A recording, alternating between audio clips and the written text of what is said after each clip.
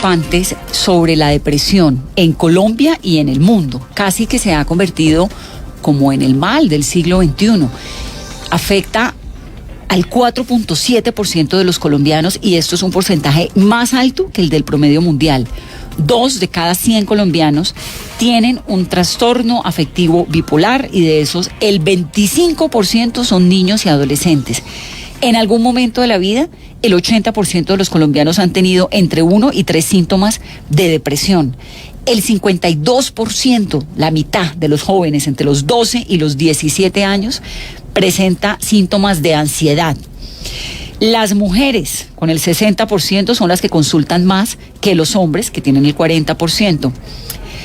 En nuestro país hay 1.918 entidades con servicios habilitados de psiquiatría y de estos el 87% son de consulta externa. Es decir, hay una situación realmente muy compleja con la depresión en el mundo. Es un trastorno mental muy frecuente. Se calcula que afecta a 300 millones de personas en el planeta. Esto es un poquito menos que la población de Estados Unidos, que tiene 350 millones de personas. Entonces vamos a hablar hoy en el programa por qué está comenzando el año, porque está esta tensión que se está viviendo entre Estados Unidos e Irán, porque las noticias diarias de Colombia, porque la vida es compleja, porque todos tenemos vicisitudes, porque a todos nos duele algo, porque a uno cuando le duele el pie, pues va a donde el médico experto en esto, pero no necesariamente sabemos cómo manejar, ni a dónde ir, ni a qué acudir, ni cuándo ir, si es necesario o no, para que nos vean si estamos deprimidos o no, hasta dónde la ansiedad es normal y hasta dónde puede ser delicada para la salud. Bueno, vamos a hablar de esto en este comienzo de año con la única esperanza de que a finales del 2020 estas cifras se hayan reducido y de que ustedes, yo y todos los que están conectados en la noche de hoy a través del numeral Vanessa, la depresión podamos entenderlo, pero sobre todo podamos manejarlo. Carolina, cuando decimos que Colombia tiene la media más alta que el resto de América Latina, ¿cuáles son las ciudades, cuáles son los países? Digamos, hagamos como un análisis de los demás países. Bueno, Vanessa, por ejemplo, Brasil es el país con más depresión de América Latina, con un porcentaje del 5,8% de su población afectada. Después de Brasil aparece Cuba con el 5,5%, Paraguay 5,2%, al igual que Chile y Uruguay, Perú 4,8%, Costa Rica y República Dominicana. Un momento, ¿Brasil es el primero? Sí, de América Latina, con el 5,8% de su población afectada. Cuba con el 5,5%, Paraguay 5,2%, igual que Chile y Uruguay que tienen el 5%, Perú 4,8%, Argentina, Colombia, Costa Rica y República Dominicana, Ecuador 4,7%, Bolivia, El Salvador y Panamá 4,4%. Y por ejemplo, un país como China, Estados Unidos. Un país como China, por ejemplo, las cifras más recientes sobre depresión calculan que cerca de 100 millones de chinos, lo que corresponde a un 13,7% de su población, padecen de enfermedades mentales y la cifra sigue creciendo. 13,7% de la población. De la población china. Altísimo. Que equivale a 100 millones de personas.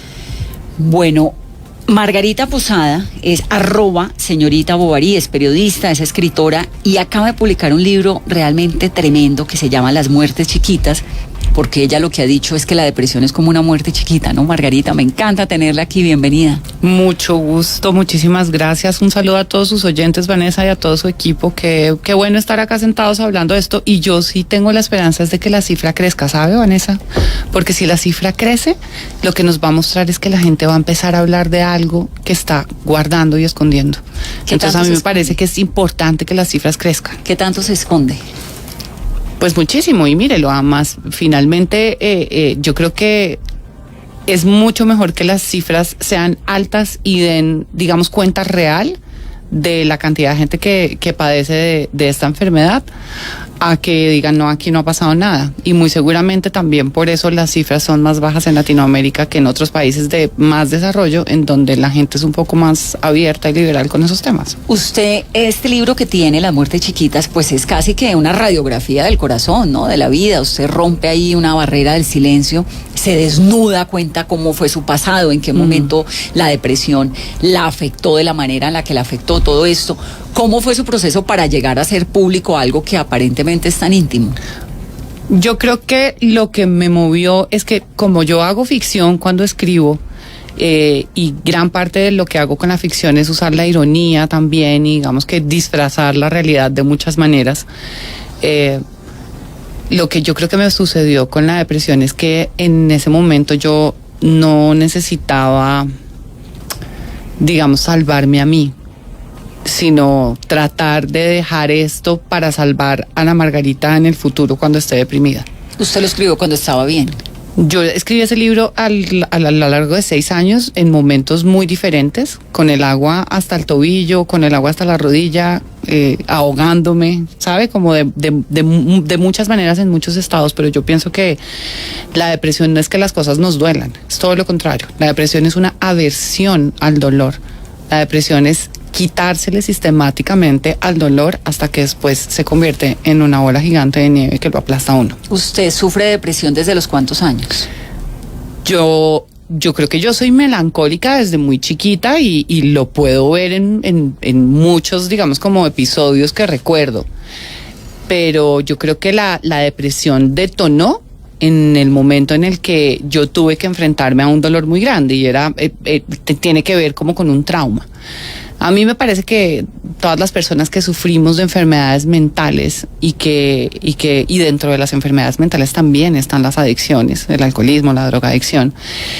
Yo creo que lo que nos sucede es que no transitamos ni digamos que decantamos y procesamos como se debe un trauma de la niñez. Eso no quiere decir que todas las personas que hayan tenido un trauma tengan una enfermedad mental, sí, pero sí que todas las personas que tenemos una enfermedad mental o que a lo largo de los años detonan nosotros una enfermedad mental, no tenemos bien resuelto un trauma de la niñez o un trauma en general. Pero ¿en qué momento, Margarita, usted dice, es decir, en qué se diferencia, no clínicamente, porque ya para eso voy a hablar con el doctor Víctor Salamanca, que es psiquiatra, que es miembro honorario de la Asociación Colombiana de Psiquiatría, que es psicoanalista además, y miembro de la Sociedad Colombiana de Psicoanálisis. No clínicamente, porque él me va a responder lo clínico, sino de la vida cotidiana, digamos, en qué momento uno dice, estoy deprimido, ¿qué se siente? No se siente nada, ese es el problema, que no se siente nada. Yo describo la depresión y estoy segura de que las personas que padecen de otras enfermedades también podrían decirlo. La depresión es como un pulso con la vida. Yo creo que tiene mucho que ver con el ego. En mi caso, me imagino que habrá tantas depresiones y modalidades como personas en el mundo. En mi caso, tiene que ver con tener un pulso con la vida porque es que no es como yo quiero. Y si no es como yo quiero, entonces no me interesa. ¿Sí me entiendes? Es como... Tiene mucho que ver con la terquedad, con el ego, que además es pues totalmente lo opuesto al amor propio de verdad. El ego es una cantidad de máscaras que uno va construyendo desde que es chiquito para defenderse del mundo de manera inconsciente incluso, ¿no? De manera muy inconsciente. Y eso pues no permite que uno se desarrolle emocionalmente. Entonces yo no sé, en mi caso, vuelvo y repito, yo siento que soy una persona que tiene una madurez intelectual altísima y una inmadurez emocional también inmensa. Margarita, ¿en qué momento uno logra reconocerse y decir, yo estoy sufriendo depresión, debo buscar un médico, debo buscar ayuda? Porque como dice su camiseta, yo tampoco soy una persona normal. Tampoco. Es que yo creo que a los primeros que deberían encerrar es a los que se crean normales. De verdad, que tire la primera piedra el que se sienta completamente funcional y normal, para ese de verdad ir a ponerle electroshocks, porque yo sí creo que realmente, no, vamos a decirlo muy seriamente, las personas normales sí procesan los dolores. Yo me le quito al dolor, y un día estoy en pijama sentada en un sofá y un novio mío me dice, yo creo que tú estás deprimida. ¿Cuántos años tenía? 27, 28, se acaba de morir mi cuñada y pues digamos que todo el mundo está haciendo un duelo, ¿no? Después viene por una tusa, después viene por, mejor dicho, puede ser porque se le encarnó una uña a uno. Tenemos también episodios de tristeza en la vida. No, es que siempre. La tristeza está bien, siempre, es que no, sí. Es que paren todos, se los ruego, especialmente a los oyentes, de pensar que estar deprimido es estar triste, porque no se parece en lo más mínimo, y quienes han estado ahí lo sabrán. Cuando uno está triste le hacen falta cosas, cuando uno está deprimido no le hace falta nada. Es un desarraigo absoluto por la vida. Haga de cuenta como una gelatina sin sabor.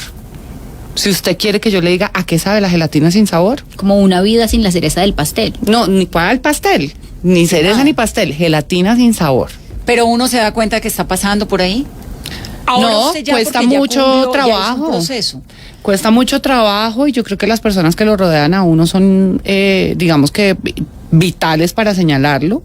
A lo mejor a mí me habría tomado mucho más tiempo si no lo hubiera señalado y pues cada uno tiene que recorrer un camino, pero lo que sí, digamos que ha cambiado es que las personas hoy en día, diagnosticadas o no diagnosticadas, van a terapia. Es decir, usted ya cuando tiene una cita con su psicoanalista o lo que sea, no se lo tiene que esconder a todo el mundo.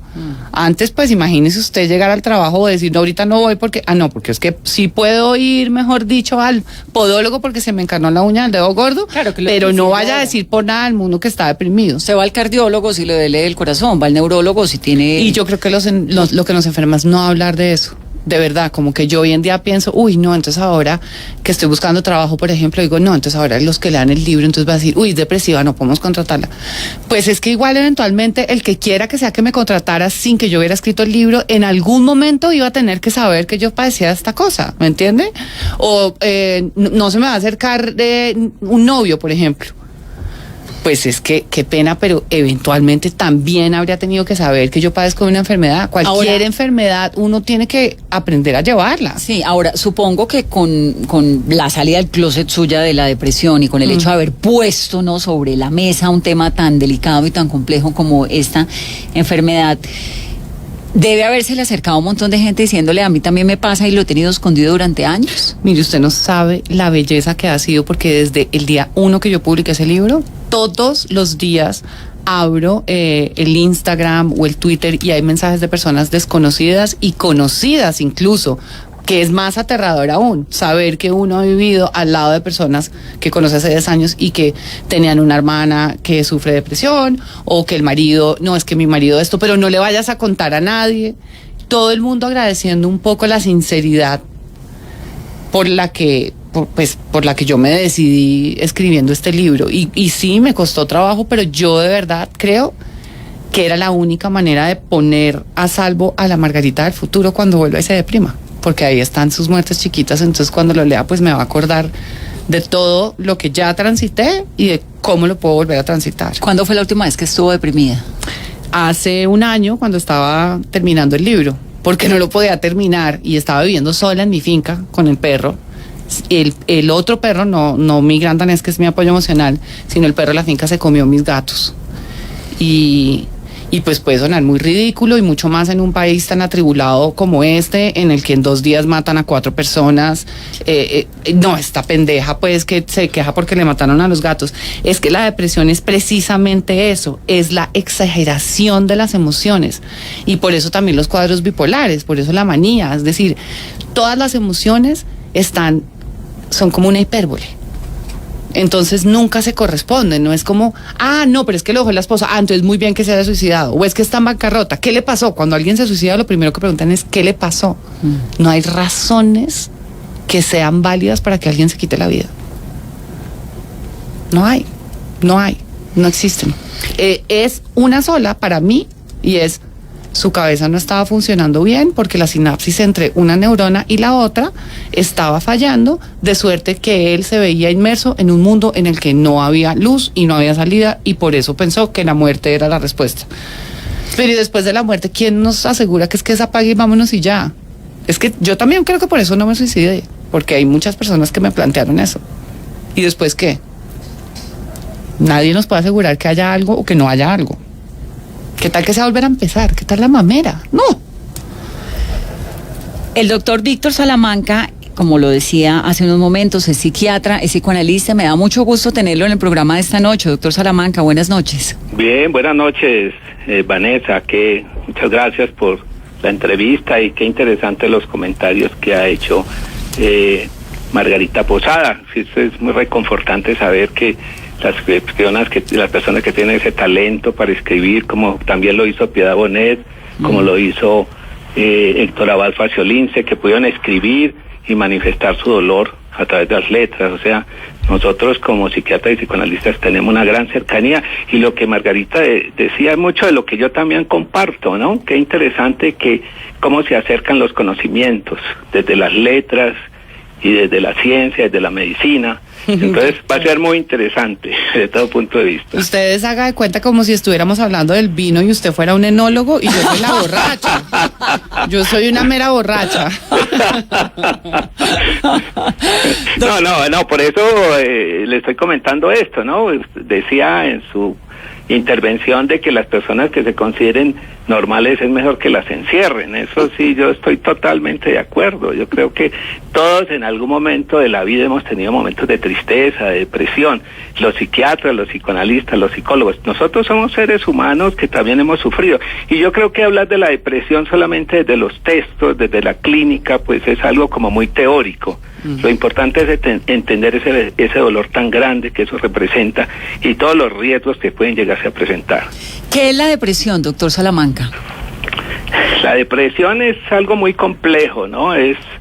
Su abordaje tiene que ser biopsicosocial, ¿no? Digamos, puede pensarse que es algo a nivel de los neurotransmisores, que es una posibilidad que desde el punto de vista biológico se puede plantear, pero también hay que tener el entorno familiar, la historia de cada persona, o sea, todos tenemos una historia, unas circunstancias de familia, y muchas veces pues no sabemos exactamente qué es lo que ha pasado y lo único que se viven son los síntomas. Entonces, la depresión es algo complejo, que tiene que ver con lo social, que tiene que ver con lo familiar y que tiene que ver con la parte neurológica. Entonces, teniendo esa visión integral, nosotros podemos hacer una evaluación en qué momento está el paciente que presenta esa situación. Y hay diferentes grados de depresión, desde las leves, las moderadas y las severas, que eso sería lo que habría que definir antes de hacer una intervención. Porque muchas veces también pasa que una persona que está viviendo una tristeza, que es normal, todos tenemos tristezas, duelos, situaciones, en un momento dado se medique y no es necesario. El hecho mismo de escuchar al paciente, de tratar de comprender lo que le está sucediendo, eso puede ser suficiente de un apoyo desde el punto de vista familiar. Eso también puede ser muy importante, los amigos, el entorno puede dar una gran apoyo para evitar que la situación siga progresando. Y había que definir en qué momento si se necesita una intervención especializada, ya sea psiquiátrica, psicoanalítica o psicológica. Doctor Salamanca, cuando usted dice que hay, que tiene algo que ver también eventualmente con el sistema neurológico, ¿hay un componente químico? Digamos, ¿falta algún componente en el cerebro o la conexión de los transistores, ¿cómo se llaman? Neurotransmisores. Neurotransmisores, sí. ¿O es que falta serotonina? Digamos, ¿hay siempre necesariamente en una depresión un componente químico del cuerpo que falta? Sí, el aspecto químico siempre hay que tenerlo en cuenta por la falta de recaptación de serotonina o noradrenalina, son elementos que son los que mantienen cierto estado emocional. Pero no, ese sería un aspecto para mirar. Si nosotros vemos, por ejemplo, en las entidades, muchas veces los psiquiatras que tienen una gran disposición para atender al paciente, no tienen tiempo a veces sino para medicar al paciente, pero no tienen tiempo para escucharlo. Eso no es solamente responsabilidad de los colegas, sino que al mismo tiempo el sistema de salud que tenemos, si no le da tiempo a otras especialidades, mucho menos a una especialidad como la nuestra que necesita un tiempo de escucha suficiente. O sea, yo diría menos de 30, 40 minutos, 45 minutos sería un tiempo muy corto para poder entender un problema emocional y poder definir en qué estado se encuentra, ¿cierto?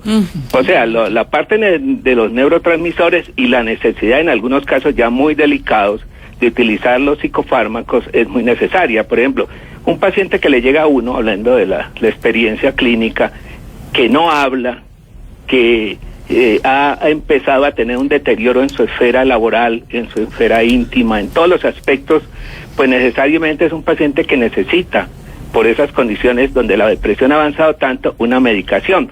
Pero hay algo fundamental, que es la psicoterapia. O sea, la medicación mejora las condiciones para que la psicoterapia pueda avanzar. Es decir, pero uno sí o sí necesita, ¿no es suficiente la medicina? No, sí eso es un estartazo para que un carro arranque, pero usted no va a poder prenderlo todo el tiempo. De acuerdo, no es suficiente la medicación. Lo que pasa es de que es muy simple pensar que solamente con la medicación un paciente puede salir adelante.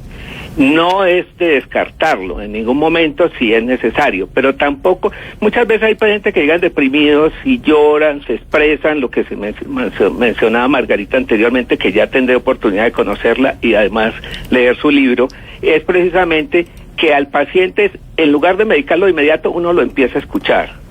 Hace una entrevista, otra entrevista, y resulta que los síntomas, cuando el paciente se expresa, llora, ve que la depresión, como se mencionaba anteriormente, la podemos tener cualquiera, ¿no? Tanto que claro, nosotros, si tenemos un estado depresivo como especialistas, tenemos que hacer una retoma psicoanalítica o psicoterapéutica, porque si los que tenemos más responsabilidad de tener unas condiciones emocionales somos nosotros, tenemos que aceptar a buscar una ayuda profesional. O sea, para ser psicoanalista se necesita ser analizado muchos años o varios años dentro de un instituto para que realmente pueda ejercer esa profesión. Doctor Entonces, Salamanca, esos son los aspectos que hay que ir entendiendo, ¿no? Un paciente con unas entrevistas de psicoterapia es posible que mejore su condición depresiva, que no es tan marcada, no es tan grave y no haya necesidad de medicarlo. Pero para eso se necesita tiempo. Y si no hay tiempo, todos los que lleguen a una IPS reciben los antidepresivos o los ansiolíticos. doctor Salamanca, usted es psiquiatra y psicoanalista. ¿Cuál es la diferencia? Bueno, sí, psiquiatra, somos médicos, hemos hecho un entrenamiento en una universidad, pues, de 3 años de especialización, y para la formación psicoanalítica es otro entrenamiento, y un psicoanalista puede ser o un psiquiatra, o un médico, o un psicólogo que hace una formación psicoanalítica. O sea, para ser psicoanalista no es necesario ser psiquiatra, ¿no? Eso es muy importante. Y dentro de la salud mental y estos cuadros depresivos, pues intervenimos varios especialistas. Digamos, no solamente interviene el psiquiatra, sino que puede estar el psicoanalista o puede estar un psicólogo con una formación clínica también, ¿no? O sea, yo siempre me cuido mucho de que no haya esa competitividad entre los diferentes colegas que trabajamos en el área de la salud mental. Yo creo que todos estamos contribuyendo a mejorar las condiciones de nuestros pacientes y esa es la idea. O sea, también puede ser que un psicoanalista esté tratando un paciente y un psiquiatra, no necesariamente el mismo, el psicoanalista, aunque sea psiquiatra, esté dando una medicación. Eso no entra en contradicción, sino que es como un equipo de trabajo actuando sobre una persona que está en un momento supremamente difícil. Es decir, doctor Salamanca, que si una persona llega con un cuadro depresivo, ¿lo atienden los dos? No necesariamente. A mí me parece que lo fundamental, antes de decir si se atienden los dos o lo atiende uno, es que haya una buena evaluación, una evaluación clínica donde uno pueda observar, por ejemplo, cómo está durmiendo el paciente, el apetito, cuáles son los conflictos de entorno. Por ejemplo, se mencionaba anteriormente una crisis de separación. Estoy muy de acuerdo de que a veces lo que a una persona le afecta a otra no le afecta, ¿no? La depresión, esto de las mascotas que se mencionaba anteriormente, la gente hace generalización y dice, pero se murió el animal, la mascota. No, a una persona le puede dar muy fuerte y es respetable esa situación. O sea que de acuerdo a una buena evaluación se puede decir qué camino el paciente debe coger. Sí, o sea, yo creo que también habría que hacer la salvedad, doctor, y me encanta todo lo que está diciendo, ¿verdad? Me hace sentir que hay responsabilidad también en la parte de la medicación, pero habría que hacer un poco la salvedad para que los oyentes también entiendan más que el psicoanálisis es simplemente un tipo de terapia. Exacto, y que correcto. los psiquiatras pueden impartirlo, pero también lo pueden impartir otras personas que no tengan la psiquiatría. Quienes tienen el título de psiquiatras pueden medicar, y ahí es donde el doctor Salamanca está señalando algo que a mí me parece, pero de verdad como que quisiera aplaudirle y abrazarlo sobre la medicación, porque es que es como... Ya dentro de poco tiempo. Como si a un futbolista que se le soba una rodilla le dieran un antiinflamatorio y le dijeran, tómese eso todos los días, y no hace terapia, pues el futbolista no se va a mejorar de la rodilla. El Correcto, antiinflamatorio correcto. es para que la rodilla se desinflame y pueda moverla lo poquito que puede y poquito a poco vaya saliendo de la cosa. Ahora, lo de la terapia es qué, decir exactamente qué hace uno en una terapia de psicoanálisis distinto a una terapia de psiquiatría. Bueno, una pregunta, Vanessa, bien interesante. Digamos, hablemos... O de psicología, ¿no? Porque también hay como que... sí, Son diferentes pienso, escuelas, además. yo pienso de que debemos como principal que además de la medicación, si es necesaria, se dé psicoterapia, que haya psicoterapia. No necesariamente psicoterapia analítica que nosotros practicamos, hay otros modelos de psicoterapia. Yo soy muy respetuoso de los enfoques y yo no creo que el psicoanálisis sea el único modelo. Hay otros modelos, por eso hay que interactuar con otros colegas de otras orientaciones. Bueno, ahí en todas, ustedes conocen en todas las áreas del conocimiento y de la práctica, hay posiciones muy radicales, ortodoxas, ¿no? Yo no tengo esa postura. La freudiana. Yo lo que pienso es que la persona puede hacer una psicoterapia por una persona que esté entrenada en psicoterapia, un psicólogo entrenado en la formación clínica, un médico psicoterapeuta o psicoanalista, un psicólogo también. Está bien, el psicoanálisis es un proceso ya más allá, más profundo de investigación, que se puede en algunos casos realizar, en otros no, pero que de todas formas en todas esas tres áreas que he mencionado, 4 áreas que he mencionado, lo fundamental es que se establece una relación de apoyo y acompañamiento en el dolor que esa persona está pasando.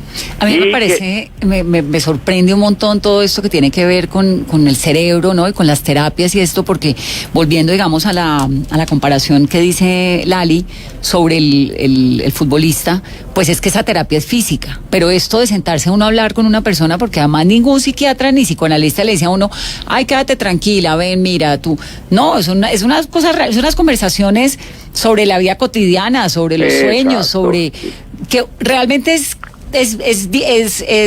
y tal vez quisiera como entender qué es lo que encuentran, ¿no? Como en las conversaciones y como en la terapia, porque como no es algo tan físico, sino que tiene más que ver con lo que uno cuenta y con la conversación que tiene, etcétera. Y con las respuestas que usted misma se da, porque no son las respuestas que le da el terapeuta, sino las que usted misma. Y no faltará el que crea que ir a una terapia de psicoanalista o de psiquiatría es perder el tiempo porque es echar lora, ¿no? Ah, no, es que usted está ahí hablando y ya. ¿Qué es lo que ven los expertos en esas conversaciones? Sí, esas conversaciones se van desarrollando temáticas, ¿no? A través del tiempo, donde hay muchas situaciones que están afectando al paciente, pero el paciente no las ha conectado, no las ha relacionado. O sea, y siempre la interacción humana, no solamente en el campo exclusivamente especializado, profesional, es de gran ayuda. Yo creo que una mujer que llega a su hogar, digamos, y con un problema de su trabajo y su esposo no lo escucha, o se está viendo televisión o está haciendo otras cosas, esa mujer, su nivel de angustia puede ser mayor.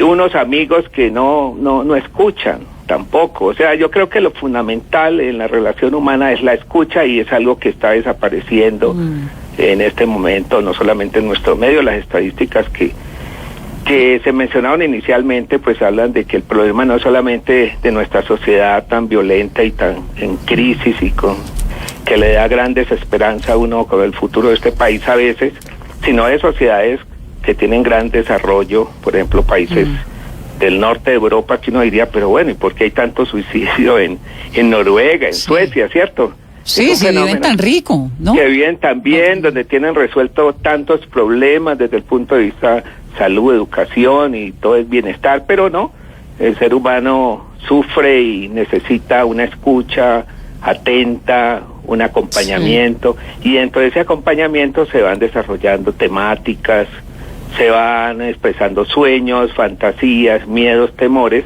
y como se mencionaba anteriormente, la misma persona va encontrando, ¿no?, explicaciones por sí misma. Claro, lo que era la mayéutica griega, ¿no, doctor? Es que yo creo que tiene que ver mucho con conexión, el tema de escucha, y es que usted ahí enfrente de ese doctor, que además empieza a guiar su discurso con unas preguntas, usted empieza a conectarse con usted mismo.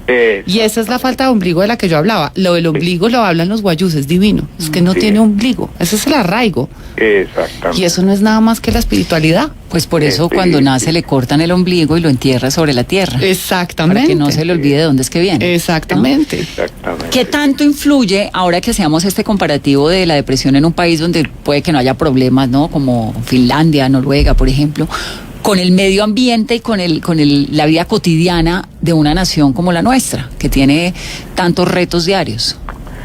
No, pues el factor psicosocial en nuestro medio pues es supremamente importante.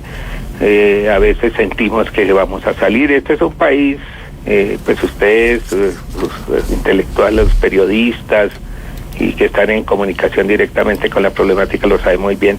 Uno se hace como esperanzas, como que ya vamos a salir, como que las posibilidades se van dando y de un momento a otro todo como que vuelve atrás, vuelve la violencia, la muerte de líderes, la persecución contra la gente. Entonces eso crea como una sensación de desamparo y fácilmente las personas dicen, ay, yo no quiero que mis hijos que vivan en este país. Y antes podíamos decir, bueno, que se vayan para Europa, que vayan para Estados Unidos, pero ahora, ¿para dónde se van? Sí, exactamente, la situación, la crisis humana, pues es supremamente grande en este momento en toda parte, ¿no? Nosotros tenemos problemas muy, claro, supremamente graves, supremamente delicados, pero también tenemos un gran talento, una gran creatividad en nuestra gente. Yo sí, cuando recientemente estuve en un concierto en Cali de Yuri Buenaventura. Maravilloso. Que me sorprendí no solamente por la música, sino que me sorprendí por la forma que él se comunicó con nosotros, diciéndonos, nosotros venimos del Pacífico no a crearle problema a Cali, sino a aportarle nuestra música, nuestra cultura. Entonces, cuando uno ve ese talento, por ejemplo, en los escritores, en los músicos, uno como que dice, esta es la gente que nos puede ayudar, no solamente los profesionales en la psicoterapia, los clínicos, sino todas estas personas que a través de su creatividad están intentando mitigar un poco el dolor social que estamos viviendo, ¿no? Numeral, Vanessa, la depresión somos tendencia, y hay un montón de preguntas, me inquieta la cantidad de gente que está participando. Carolina, hagamos preguntas de los oyentes. El numeral de hoy, Vanessa, la depresión es, por ejemplo, Lorena Beltrán, un filtro amargo y pesado con el que ves toda tu vida, tus decisiones, tus relaciones, tus tareas más sencillas sin que puedas quitártelo, ni siquiera moderarlo. Arley Sánchez, es una enfermedad a la que se le debe prestar atención.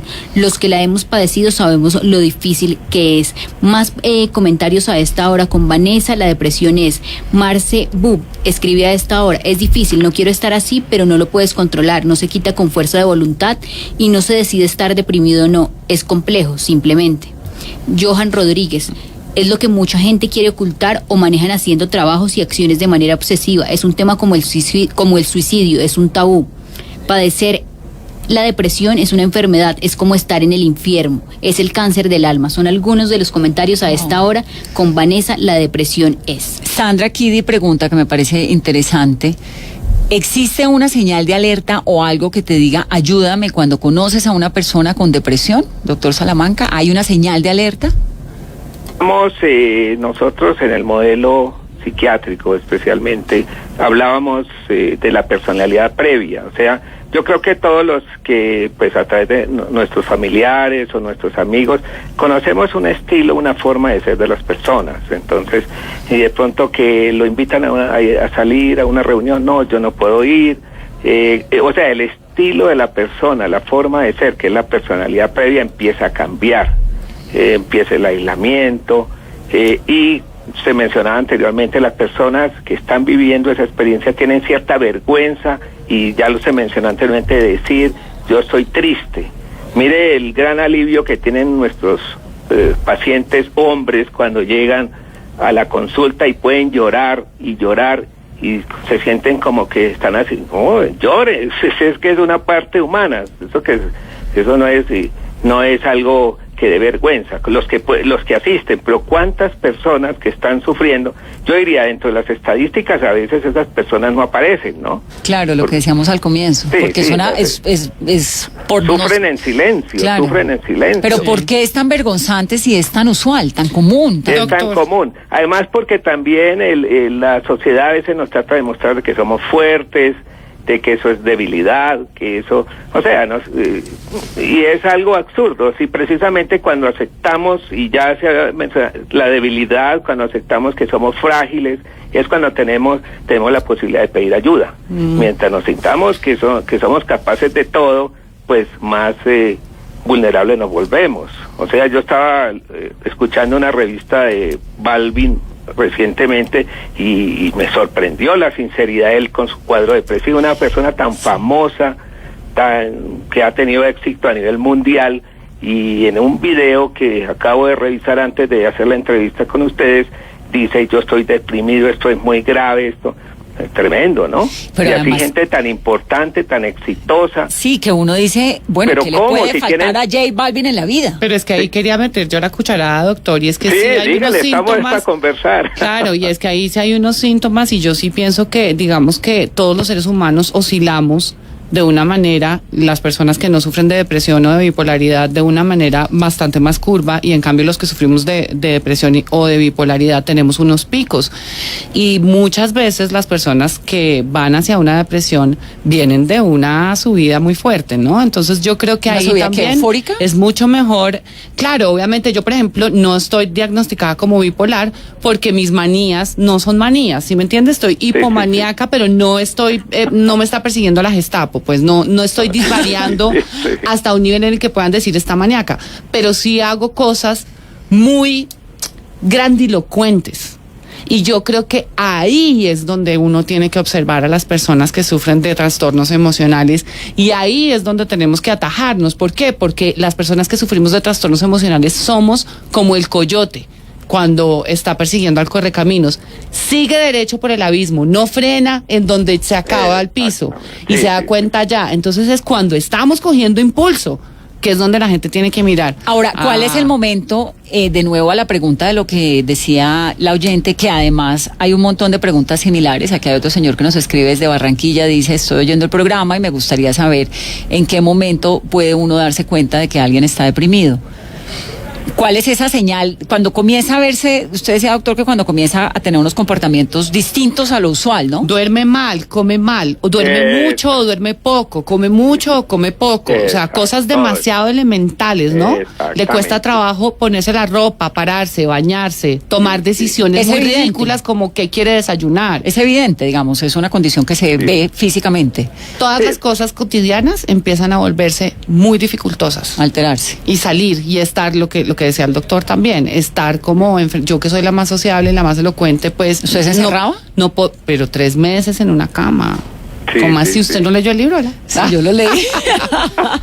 No salía, Sí, la agorafobia también, ¿no, doctor? Esa incapacidad No, de salir. eso, las variedades que acompañan clínicas a la depresión, pues son muchas, ¿no? De pronto también la persona se entrega a un trabajo excesivo, huyendo de la tristeza y la depresión, gente que no descansa, que vive en función de producción económica y no más, hasta que se muelen, ¿no? Y además, se había comentado también, o buscan en el licor, en el alcohol o en las adicciones formas también de escape, pero eso no les dura mucho, ¿no? Eso se revienta, la persona en un momento dado hace una crisis delicada. O sea, son formas de huir de sí mismo, es una huida de sí mismo ese momento. También vuelvo a meter la cucharada ahí porque me parece importantísimo hablar de esto, y es que las adicciones y el alcoholismo y la drogadicción también son enfermedades mentales, y me parece que en este momento, y justo además en el punto en el que todo el mundo está discutiendo en Twitter si es que a Pirri lo hospitalizaron porque está deprimido o porque tuvo una sobredosis,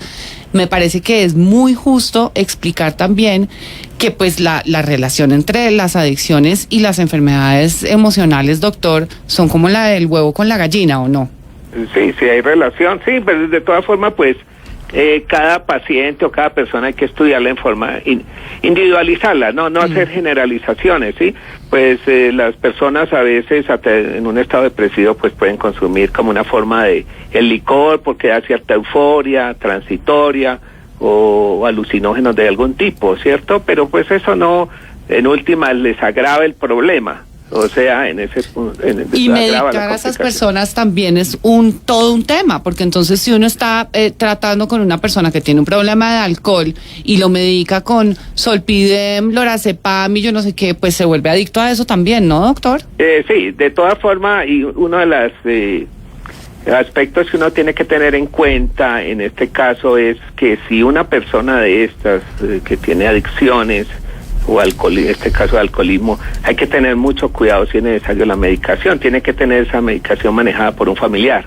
Exactamente, porque tuve una experiencia ya hace unos meses del cual una paciente, la psiquiatra, no en este país, en otro país, le dio un alprazolam a una mujer alcohólica y quedó en coma.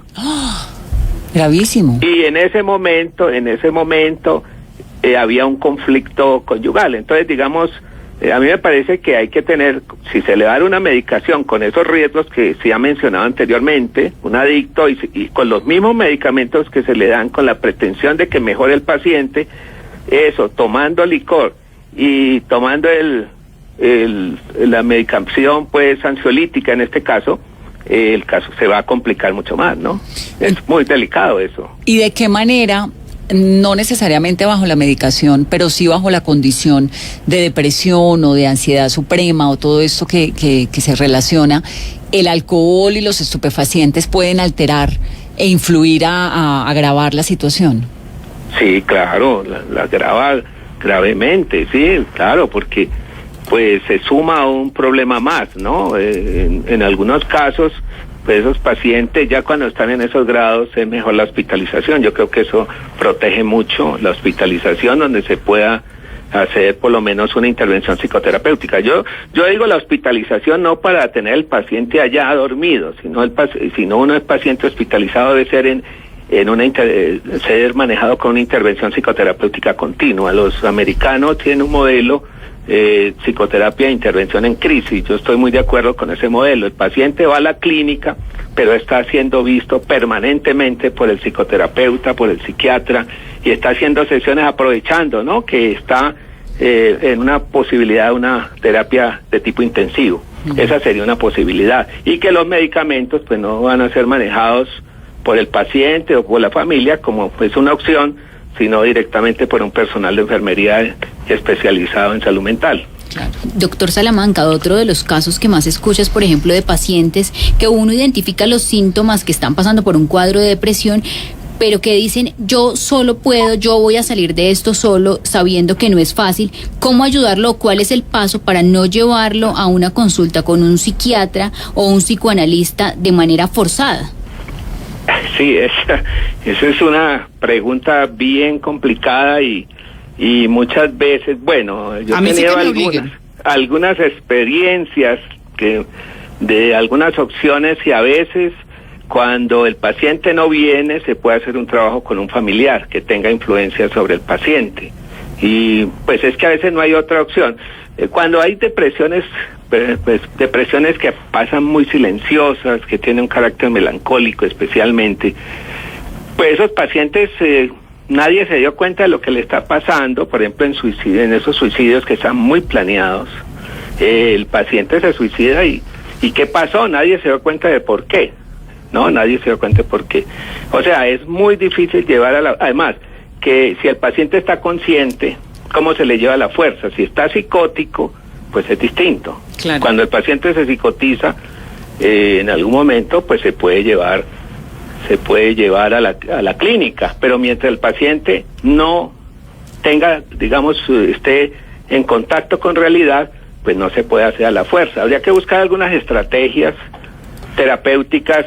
Por eso los casos son tan variados, ¿no? Sí, pero doctora, a mí sí me obligaron y yo estaba completamente consciente, y creo que la manera de obligar a alguien es decirle, es que uno solo no puede, punto final. A mí vino una amiga mía médica y me dijo simplemente, si sigues así de mal acá encerrada, tus papás no están entendiendo que tú de verdad te vas a suicidar, vamos a que te pongan electroshocks. Me acuerdo que me dijo, pero me lo dijo un poco como también como provocándome un poquito, y dije, no puede ser que yo esté tan mal que esta persona esté pensando que yo necesito electroshocks. Pero mire, yo sí digo, obliguen a todas las personas que ustedes crean que están mal, engáñenlas, camine por un café y métanlas a donde un psiquiatra, llévenlas a donde un terapeuta, enséñenles que pedir ayuda es de valientes, que rendirse es de valientes. Hay un componente que me llama un montón la atención y es el de la ansiedad. Y con lo que ocurre hoy en día, la tecnología que hay, esta adicción a las pantallas, el celular, el no sé qué, todo esto, ¿de qué manera afecta, no, la salud mental? Bueno, pero antes de Vanessa, de esto, la obligación. El comentario anterior en cuanto a que alguien obligue, ¿cierto? Pero bueno, obligó y se aceptó, ¿no? Porque no hubo una resistencia activa, agresiva. Yo entiendo que cuando una persona está en esas condiciones y un familiar, un ser cercano, un ser que le tiene cariño, aprecio al paciente, insiste y esa persona accede, su posibilidad terapéutica es muy buena. Y fue lo que a usted le pasó, porque usted se aceptó, no le gustó mucho y todo, pero se fue y aceptó esa intervención. Pero hay otros que no, se agitan y se tornan agresivos también y no van a aceptar ser llevados así. Claro. O por ejemplo que los llevan, los medican, pero con el paso de las semanas no se vuelven a tomar los medicamentos. Ese es otro problema, sí, exactamente. Sí, y el tratamiento antidepresivo, supongamos la mayoría de antidepresivos están actuando más o menos en una semana, 10 días aproximadamente. Entonces, pues eso también es muy desfavorable. O lo toman en un tiempo muy corto, cuando empieza la acción de la medicación y no se le da la continuidad al fármaco, ¿no? Que tenga más tiempo. Eso ni al fármaco ni a la terapia. Ni a la terapia. La terapia se interrumpe muy prematuramente cuando los síntomas empiezan a reducirse, ¿no? Sí. Que claro, el doctor tampoco señaló algo que es muy importante que la gente que rodea a alguien que tiene depresión sepa, y es que cuando a uno recién lo medican, es el momento en el que más en riesgo está de suicidarse porque siente que no ha cambiado la situación, porque cree que la situación tiene que cambiar de un día para otro y toma meses la medicación en hacer efecto. Sí, hay que tener una medicación de 9 meses, 1 año, muchas veces más tiempo. O sea, el paciente empieza a tomar, se siente un poco mejor después de unos pocos meses y suspende la medicación. Eso también es complicado. Y los procesos psicoterapéuticos también empiezan y se empiezan a sentir mejor, pues entender el acompañamiento, la escucha y todo esto, y el esclarecimiento que se va dando en las sesiones primeras, y finalmente pues se van y vuelven y recaen. O sea que pues a veces se vuelve una situación crónica, ¿no? También, ¿no? Sí, y es un proceso largo, ¿no? Es un proceso largo. Hay pacientes que se recuperan, pero se interrumpen muy prematuramente el tratamiento y a los pocos meses el paciente vuelve y recae.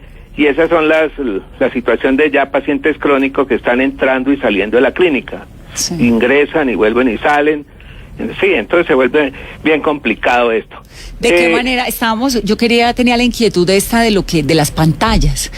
Porque leí un montón de artículos como si el mundo contemporáneo nos estuviera llevando hacia unos niveles de ansiedad mayores que en algunos casos derivan en depresión o no. ¿Qué tan cierto puede ser? Pues digamos, los medios digitales que son tan útiles desde todo punto de vista, académicamente, culturalmente, y todo cuando se vuelven adictivos también son bastante difíciles. Hay personas que viven totalmente aisladas del contacto humano a través de las redes y a través de todo esto, y también pasa desapercibido, por ejemplo, en un adolescente, que es tal vez una etapa tan delicada en la vida del ser humano, pues una etapa de transición, una etapa conflictiva, y viven en las redes y no sabemos qué está pasando en ese muchacho, en esa muchacha, ¿no? ¿Qué puede estar sucediendo? Y la comunicación, y a veces la incomunicación, pues eso todos lo sabemos, está incomunicado el papá con su celular, la tablet, bueno, todos están en su red, entonces no se sabe qué está pasando el uno con el otro. Yo creo que eso también hace bastante difícil detectar un problema que se puede estar presentando, y que si se interviene prontamente, pues podrían evitarse consecuencias tan delicadas como el suicidio. El de adolescentes es de los más altos, ¿no? De los más altos en esas edades tan difíciles. Doctor Salamanca, otra de las frases que uno suele escuchar es que todo se acumula y exploté. ¿Cómo evitar que el paciente llegue al exploté? Exploté, bueno, cuando llegan a la consulta, pues posiblemente ya hicieron una explosión, una acumulación de ansiedades y de conflictos que se tiene. Pues digamos, es que depende del momento donde el paciente llegue y de acuerdo el nivel de compromiso psicológico que la persona tiene. Es que cada situación puede ser diferente, ¿no? O sea, qué tipo de personalidad se tiene, ¿no? Hay personas muy frágiles y no solamente por una situación reciente que se haya podido presentar, sino que a través de su historia personal uno entrevistando ve que esas personas han sido muy frágiles ante los eventos adversos de la vida. Y digamos, yo creo que la vida es muy dura, muy difícil y cada momento tenemos duelos y situaciones que resolver. El hecho de pasar de ser niño a ser adulto o ser adolescente es un duelo, ¿no? De tener todos protegidos por los padres y tener que salir a luchar, a conseguir los propios objetivos personales. O sea que es muy variable, depende de la edad del paciente, depende de las situaciones que ha vivido y ese elemento acumulativo de todas las situaciones traumáticas puede llevar a un estado, cuando usted dice explosión, pues yo creo que hace referencia a una crisis delicada, ¿no? Que se explota el paciente, que grita, que se desespera, que quiere matarse, no vale la pena vivir, ¿no? No hay nada que hacer. Entonces esa es una crisis ya florida, manifiesta, ¿no? Pues es usar la medicina, psiquiatría y psicología como método de prevención. Uno no va al dentista cuando se le va pudriendo la muela, sino va como método de prevención. Pero entonces, ¿qué tanto es, tocaría, digamos, la salud pública, o por lo menos en Colombia, qué tanto facilita la salud pública el acceso a una buena salud mental? Sí, pues yo creo que termina siendo casi un lujo también, ¿no? Ir al terapeuta. Es una de las dificultades, pues primero que todos los colegas psiquiatras jóvenes que converso con ellos, que están queriéndose abrir un espacio en la psicoterapia, ellos quisieran hacer algo mejor, dedicarle más tiempo al paciente, y viene el auditor y les dice, bueno, usted se está demorando mucho. Y ellos también se empiezan a sentir frustrados, ¿no? Porque quieren hacer una ayuda más allá, pero el sistema está regulado, y más que todo por entidades donde hay interés exclusivamente de lucro, ¿no? Y claro, que lo que se busca del profesional es un mayor rendimiento por hora. O sea, usted sabe lo que representa un paciente mental, 4 pacientes en una hora o 3 pacientes por hora. No se alcanza, ¿o sí? No se alcanza, claro. Es que ahora, el psiquiatra está sometido, igual que otros especialistas, pero en el psiquiatra es más complicado, a llevar una cantidad por el computador, muchas cosas y autorizaciones, entonces casi que gran parte está sobre la pantalla. Y tan importante que es eso al paciente es que el profesional lo pueda mirar, ¿cierto? Esté como atento. O sea, 10 minutos, 5 minutos en la pantalla o lo que sea, y 10 minuticos para escuchar qué le pasa. Entonces es complicado. Me parece que una de las perspectivas ya como posibilidad sería que la salud mental y la psiquiatría, la psicología en las IPS tuviera un tiempo mayor. No quiere decir, yo no estoy demeritando a mis colegas especialistas de otras áreas que también deben dársele un buen tiempo, ¿no? Pero es que en la salud mental sí es fundamental el tiempo. Claro. Sí. Ahora, ¿quién los trata a ustedes? ¿Usted va al psiquiatra, al psicoanalista? No, muchos años fui paciente. Yo he sido paciente como psicoanalista muchos años, exactamente. Y para ser psicoanalista es necesario un análisis de varios años. ¿Usted no se vio esa serie que dirigía el hijo de García Márquez, Rodrigo García? Rodrigo, no. In Therapy se llama. No. Y cada día iba un paciente en tiempo real, media hora a la consulta con el psiquiatra, y el viernes el psiquiatra iba a donde su terapeuta. No, claro. ¿Y qué tanto les afecta? Pues es que precisamente para poder ejercer la psicoterapia, el psicoanálisis que nos afecta, porque si a uno no le afecta el paciente, pues entonces no tiene sensibilidad, se vuelve una máquina. Entonces, lo importante es el análisis personal que permita como diferenciar muy bien lo que está pasando. El paciente transmite en uno transferencialmente y lo que uno siente, porque nosotros sentimos, eso obviamente. El psicoanálisis personal nos ha permitido establecer una cierta diferenciación y no confundirnos tanto. Eso es un poco de años de experiencia como pacientes y como terapeutas para poder hacer este tipo de trabajo.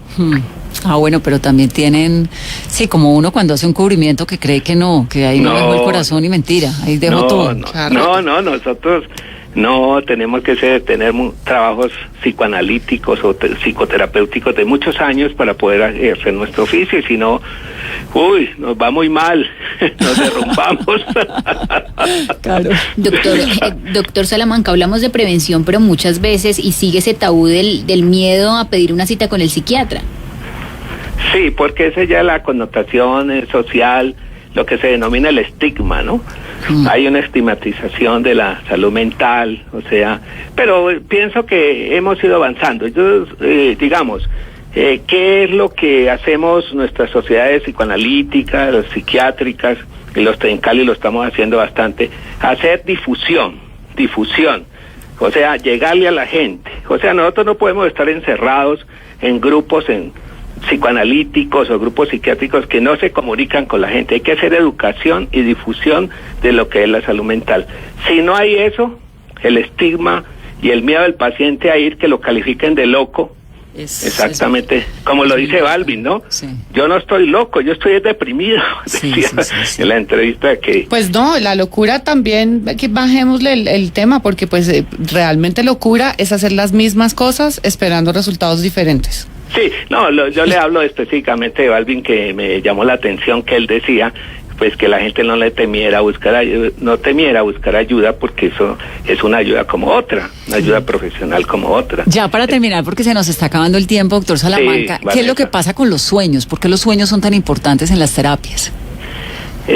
Bueno, los sueños representan una manifestación inconsciente de conflictos y lo que realmente es importante allí es la asociación que el paciente hace sobre esos sueños y la conexión de esos sueños que representan con la vida, la historia del paciente. O sea, el sueño no se puede ver aisladamente, sino coordinado o articulado con lo que al paciente le está sucediendo. Es un elemento que permite la investigación, pero también a uno le da cierta tranquilidad, y los comento, cuando un paciente que viene en un estado de angustia, preocupación, empieza a recordar sus sueños y empieza a narrarlos. Exactamente, y eso corresponde también como una forma de catarsis, como una forma de estar trabajando internamente una situación de conflicto. Y de dormir, finalmente, porque solamente se sueña en el cuarto ciclo, o sea que por lo menos ya está durmiendo bien, Vanessa. No, es que cuando las personas empiezan es llamativo, los que tienen dificultad para dormir son los que menos percepción tienen de su vida intrapsíquica, de sus sueños y sus elementos de fantasía, ¿no? Son los que, porque viven atemorizados con dormir. Claro. Entonces se están despertando a toda hora a ver si están vivos o no. Sí, que es nuestro caso. Doctor Salamanca, me encanta oírlo. Un abrazo muy especial. Gracias, y gracias, Vanessa, por permitirnos hacerle todas estas preguntas. De verdad que me sorprende la cantidad de personas que están comentándonos. En Twitter somos tendencia y bueno, hay una chica que nos pregunta que si la medicina, no, le voy a decir pues que tiene que consultarle eso al experto, a su médico. Muchas gracias, doctor Salamanca. No, con mucho gusto a todos los de la mesa y bueno, esa es la idea, difundamos qué es la salud mental para que la gente acuda sin tanto temor y buscándolo como una ayuda que les es útil para sus vidas. Ay, sí, que los doctores como usted se pongan la mano en el corazón antes de medicar a todo el mundo a diestra y siniestra. Bueno, correcto. La terapia, Lali, la terapia. Gracias, doctor Salamanca, un abrazo. Bueno, gracias a ustedes. 8:58, una maravilla, ¿no? Una maravilla. Es mi psicoanalista hace 25 años. Vea pues. Para que vea cómo me mantiene. O sea, usted nació y llévensela ya psicoanalista. Pero al otro día, a los 15 años, no, realmente sí, a los 14, 15 años, hice psicoanálisis durante un tiempo largo. Dejé de hacer, volví, pero siempre ha estado presente en mi vida porque me parece y las terapias varían, a veces también uno ya, digamos que hay terapias que se agotan, como el psicoanálisis, y después de un tiempo uno dice, bueno, ya no, entonces después se dedica a hacer yoga, después a meditar, después a la terapia cada quien encuentra finalmente cuál sea como su camino de... Y va cambiando, no es un solo camino, son muchos caminos. Pero sí es importante recalcar lo de la terapia, porque la medicación sola no es suficiente. Es que no hay nada más espiritual que el cuerpo. El cuento de yo puedo dormir y tranquila, desconéctese y duérmase, que es lo que le dice a uno la mamá, y no, pero duérmase y descanse. No, además los psiquiatras tampoco saben, qué pena que no lo pregunté ni metí la cucharada, pero los psiquiatras tampoco saben qué es primero, si la baja de los neurotransmisores o la cosa emocional la que genera la baja de los neurotransmisores. Ellos no saben si eso es un síntoma o es realmente la enfermedad. Y esto de los sueños sueños es muy impresionante porque es que es el inconsciente, ¿no? Uno no se da cuenta, pero el ser humano tiene pues la conciencia y tiene el inconsciente, es algo que ocurre por allá en el fondo del cerebro, que es tan complejo, que se manifiesta a través de los sueños. Realmente es muy, muy interesante todo esto, Lali, gracias por venir, por contarnos su historia.